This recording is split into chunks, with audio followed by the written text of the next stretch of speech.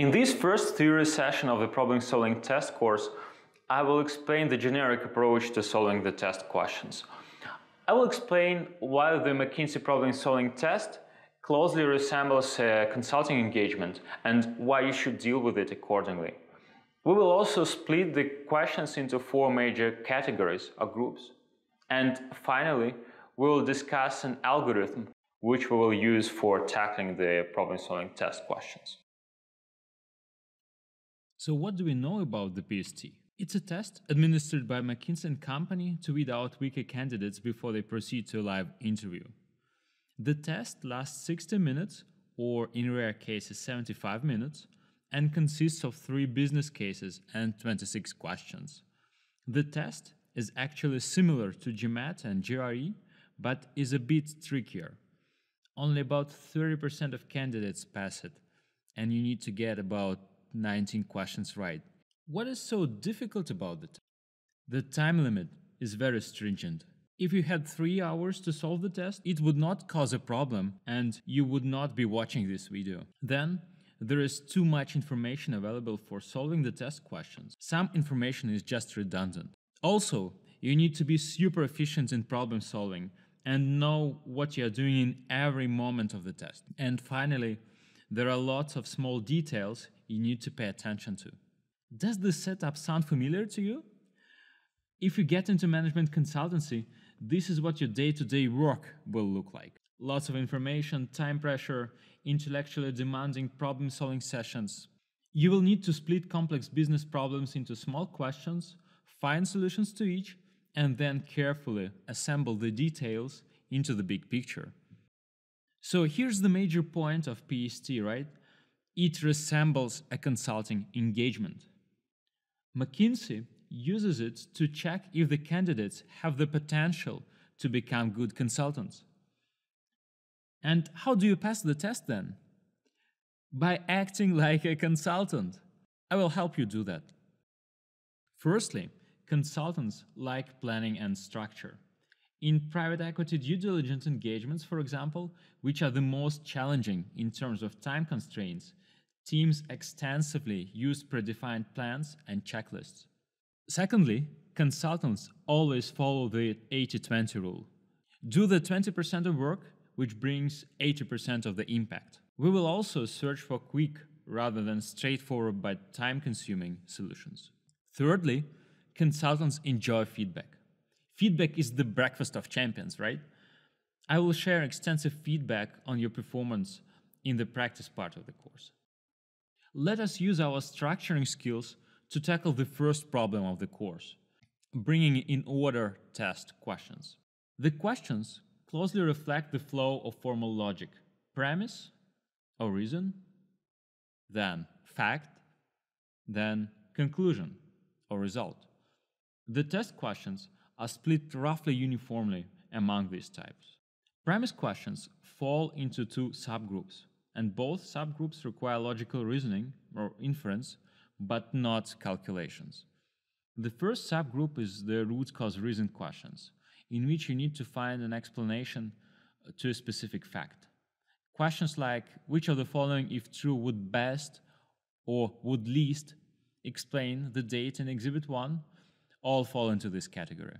The second subgroup is supporting analysis or supporting information. In these questions, you need to find best additional analysis or best additional information leading to a specific fact. For example, which of the following ideas would not help address fact X in Exhibit Y? Fact questions fall into 4 subgroups. The first one is estimation, which is data question not requiring precision. The second is precise computation, obviously a data question requiring precision. And then there is word problem, which is building an equation or formula and solving it based on the data in the text in exhibits or tables.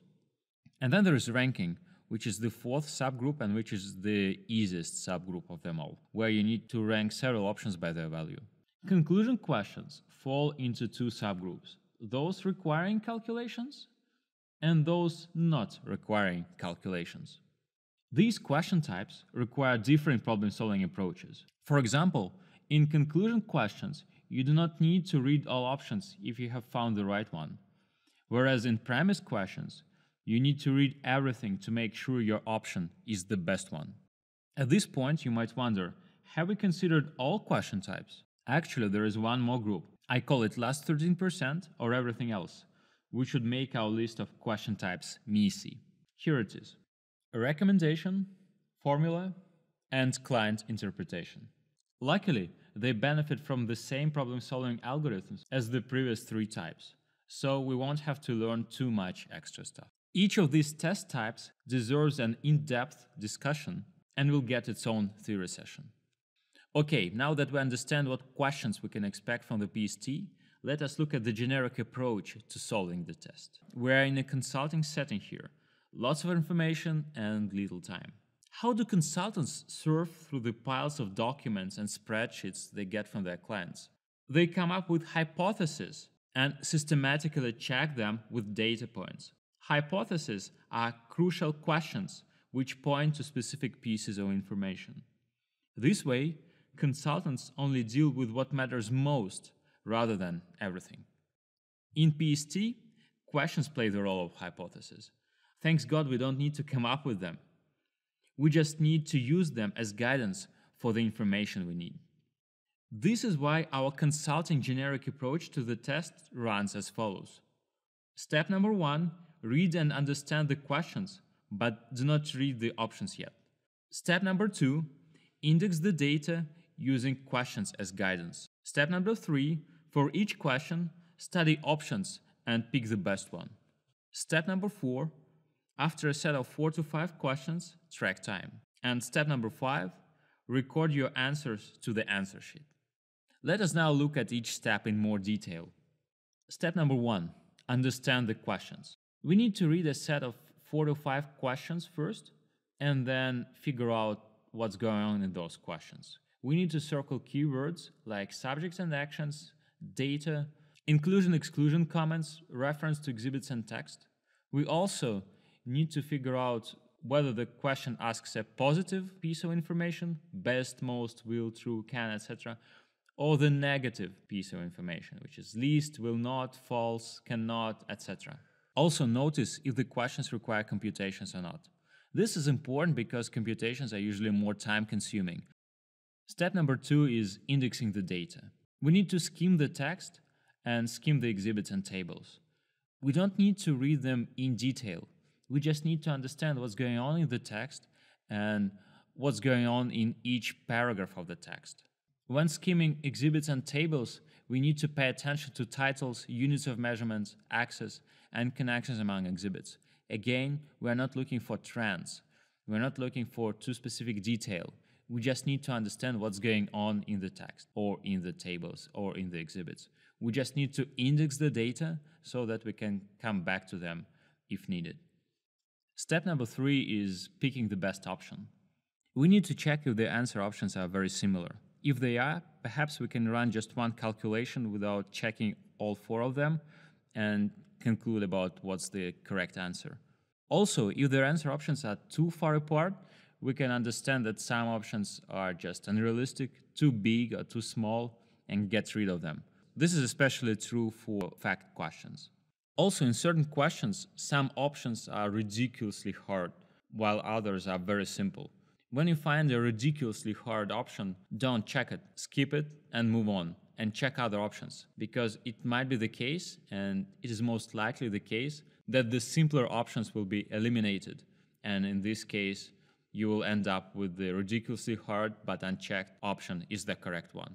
Also remember that correct options are based on data rather than on your experience, intuition, or whatever. Make sure that all the answers you mark are actually based on a piece of data in an exhibit, in a table, or in the text. Now, if using the elimination technique you were able to eliminate 3 out of 4 options, great. You have your answer and you can move on. If you are left with 2 or 3 options, you'll need to use some question-specific techniques, which we'll discuss in the future theory sessions of this course. The next step is tracking time. The worst thing a strong candidate can do is get stuck on a difficult question for 10 minutes, solve it correctly, but then skip other 5 easy questions. Remember that the total number of correct answers counts, not the difficulty of the questions you answered. Always devote some time to every one of the 26 questions. There are extremely difficult as well as ridiculously easy ones. You need to conquer all of the latter as well as some of the former, and then you will pass the test. Here's a GMAT technique you can use to track time. You split the 26 questions into 5 question blocks, and you assign specific time limits to each question groups. For example, you need to solve the first 5 questions in 10 minutes, the first 10 questions in 22 minutes, the first 15 questions in 34 minutes, the first 20 questions in 46, and all the questions in 58 minutes, so that you still have 2 minutes to relax.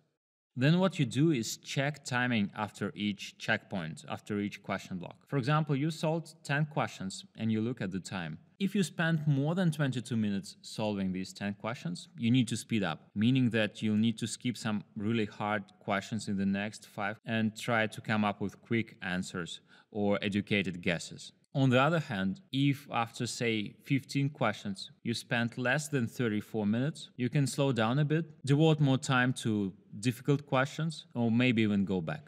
In this fashion, you will be able to cover all the 26 questions of the test within 60 minutes and devote some time to each and every question. Of course, this time split is not obligatory, so you can decide to spend more than 10 minutes on the first 5 questions, but fewer minutes on the following 5 questions.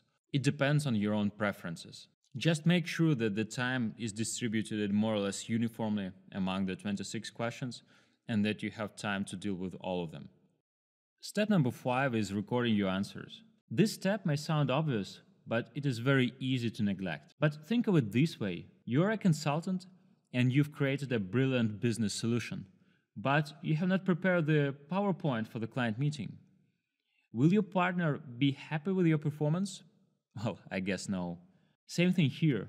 What counts is what is recorded on the answer sheet, so make sure answers are there before the time's up. The answer sheet is somewhat tricky. Devoting just 2 minutes to transferring all 26 questions is a poor decision. Once you are in a hurry, it is easy to make a stupid transferring typo and miss 5 or 10 otherwise correctly solved questions. Transfer your answers one by one, or in blocks of 4 to 5 questions, but not all 26 questions at once, and definitely not at the end of the test. Okay, now let's see how this theory works in practice.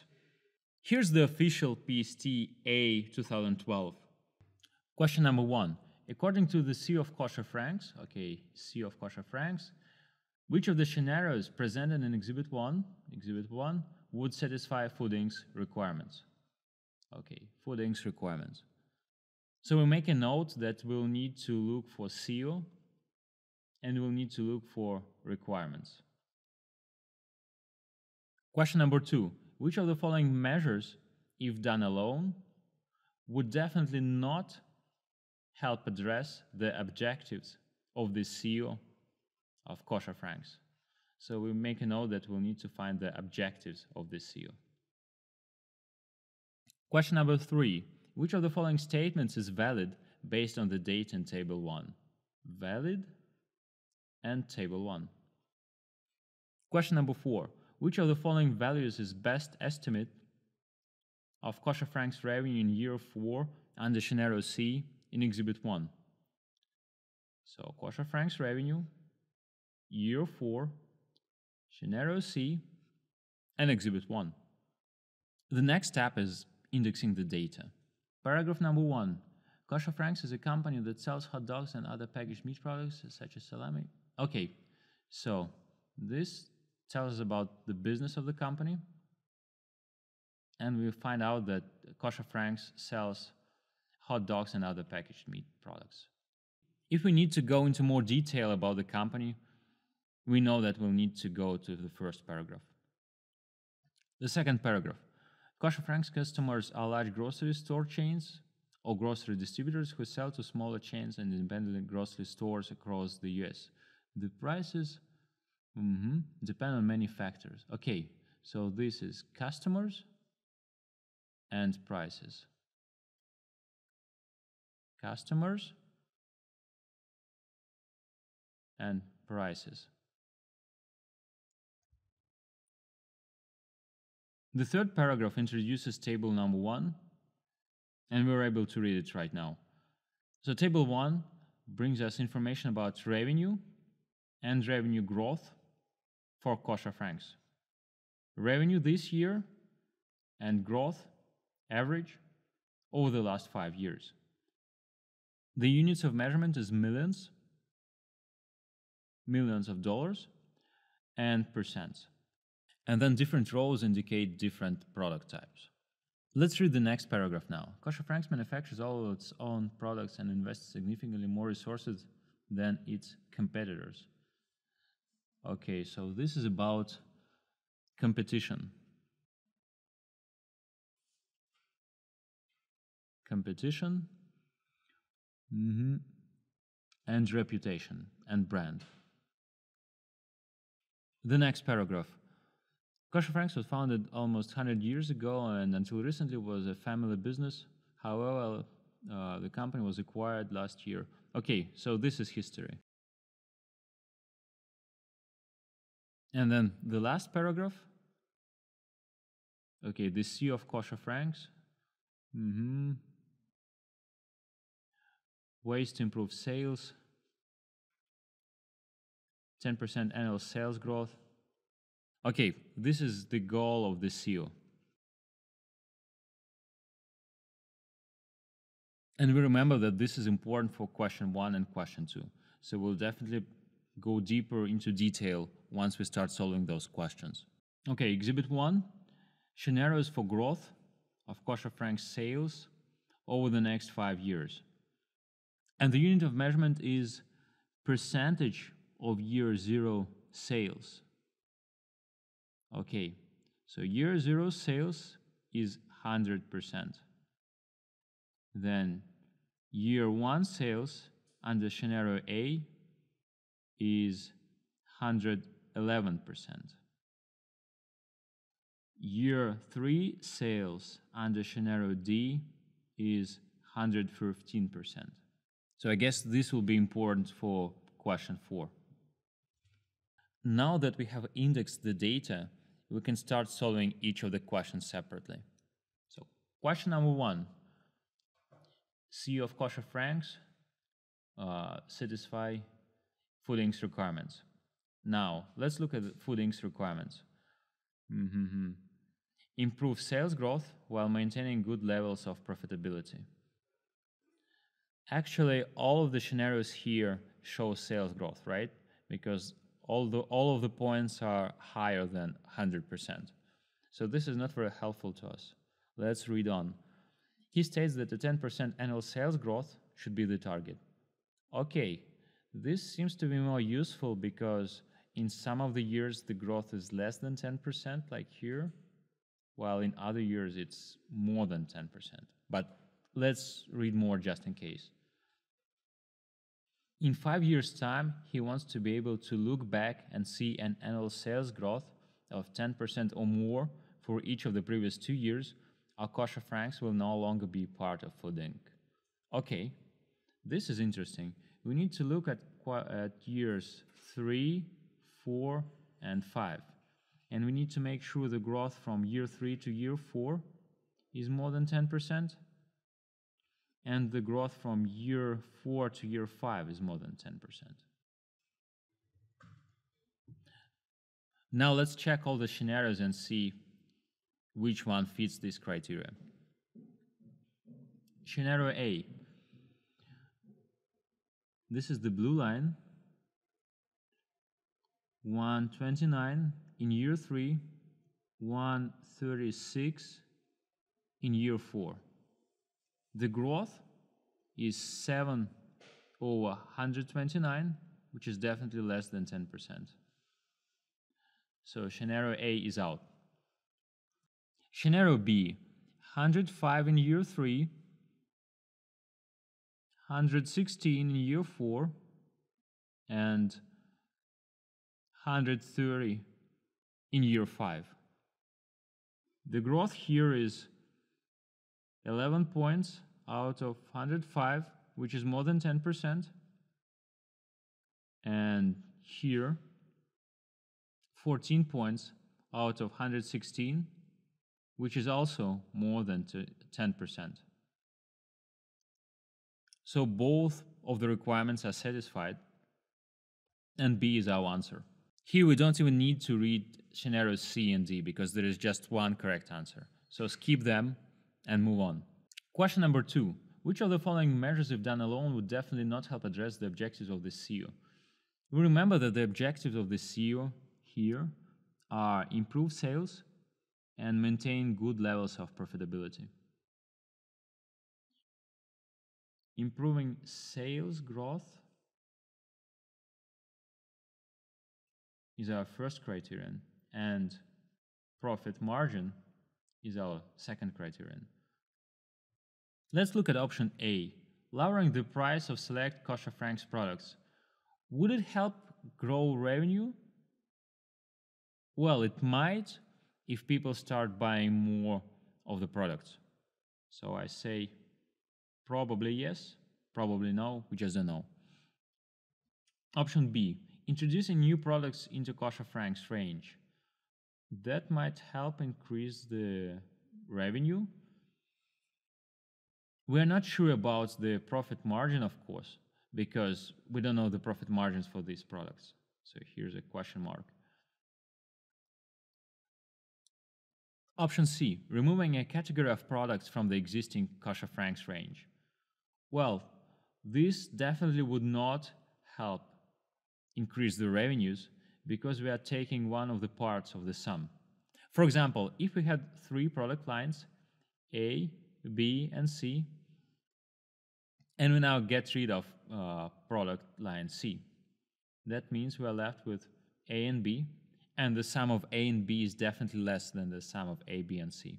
So this will not help the growth, and this seems like a good candidate for the right answer here. But let's look at option D just in case. Increasing the advertising of kosher franks products in the mass media. Okay, increasing advertising might actually help because it might bring more customers. So among the 4 options, C would definitely not help address the objectives of the CEO, and this is our answer. Question 3. Which of the following statements is valid based on the data in table 1? Let's check all the answers one by one. A. Revenue for other products was more than 20 million 5 years ago. Other products, 15 million this year and decline of 7% per annum over 5 years. So that translates into a decline of 7 times 5, about 35%. Or perhaps even more. Well, I'm not sure because that might actually be close to 20 million 5 years ago. So I'd rather skip this option and see if other options are easier to solve. Option B, hot dog revenue was more than 350 million 5 years ago. So this year is 366, and it also grew at 4.2% over the last 5 years. So that means a growth of 21% or even more. So we have a proportion here. 366 is 121% and 350 is 100%. Is it true that 366 is 25% more than 350? Well, no, this is not true. That means that B is actually false, and B is not a valid conclusion. Option C. Sales of sliced meats grew by no less than 1.2% in each of the last 5 years. Let's look at sliced meats here. The growth is 1.2%, but this is average annual revenue growth. So there might have been years in which the growth was more than that, and years in which the growth was less than that. We just don't know. So C is unknown, and C cannot be the valid conclusion. D. Total sales for kosher franks did not grow at all in the last 5 years. Now we can check that. So if we look at the product lines, we have 3 product lines and then other products, meaning that these 4 cover all the revenue of kosher franks. And we also see that there is the huge bucket called all beef hot dogs. And this bucket grew. And everything else, the sum of everything else is just smaller than this bucket. So that means that the growth of this big bucket was enough to make sure that the overall revenue of the company grew. So D is actually false. The revenue of the company grew in the last 5 years. So we're left with option A, which is the difficult to check, but which is the correct one, the only correct one by elimination. Question number 4. Which of the following values is the best estimate of Kosher Frank's revenue in year 4 under scenario C in Exhibit 1? Okay, the options are pretty far apart, which is good, which means that we won't need to be very precise in our calculations. By the way, what do we need to do in our calculations?